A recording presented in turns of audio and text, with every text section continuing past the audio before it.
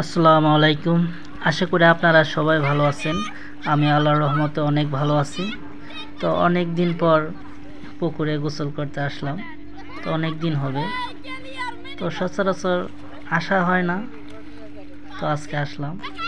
তো যে ভাতিজা ছোট ভাইরা আছে তো ওদের সাথে আসলাম। তো পানিটা খুবই নোংরা, মানে একদম গোলা।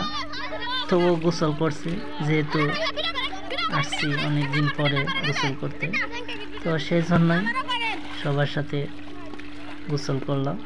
তো অনেক মজা পাইছি। দেখুন, এই যে অনেক মানে পানিগুলা তেমন ভালো না, তবুও গোসল করতেছি।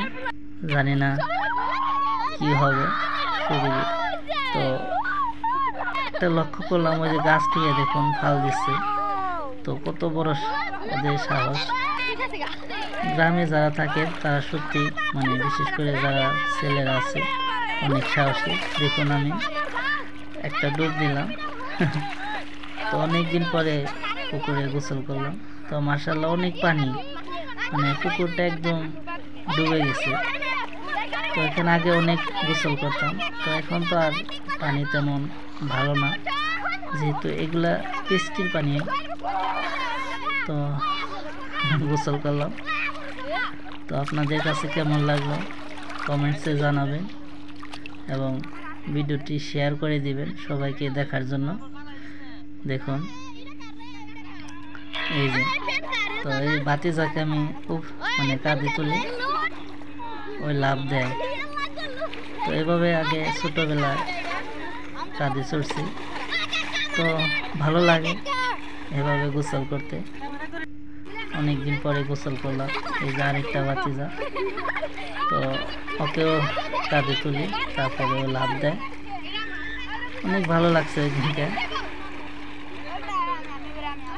তো এইভাবে গ্রামে যারা থাকি তারা সত্যি সব কিছু আমরা উপভোগ করতে পারি, মানে প্রাকৃতিক যে বিষয়গুলো আছে। সেভাবে গোসল করতে থাকি, মানে অনেকক্ষণ গোসল করি, প্রায় 1 ঘন্টা। তো পানিটা তেমন ভালো না, তবু সবার সাথে, ভাতিজা ছোট ভাইদের সাথে গোসল করলাম অনেক দিন পরে। অনেক মজা পাইছি। তো এভাবে যারা গ্রামে থাকেন তারা তো গোসল করতে পারেন, আর যারা শহরে থাকেন তারা হয়তো বা এরকম পুকুর নাই। তো ভালো লাগে গ্রামের পরিবেশ, যেহেতু গ্রামে থাকি। একটু সাঁতার কাটলাম, ওই যে দেখুন আমি, তো ভালো লাগে সাঁতার কাটতে। তো অনেক মানে আনন্দ পেয়েছি। দেখুন, সাঁতার কাটতে অনেক ভালো লাগছিল। তো ভিডিওটি আর বেশি ফোন করি না, কারণ গোসল শেষে আবার বাসায় ফিরে আসি। তো সবাই ভালো থাকবেন, ভিডিওটি শেয়ার করে দেবেন।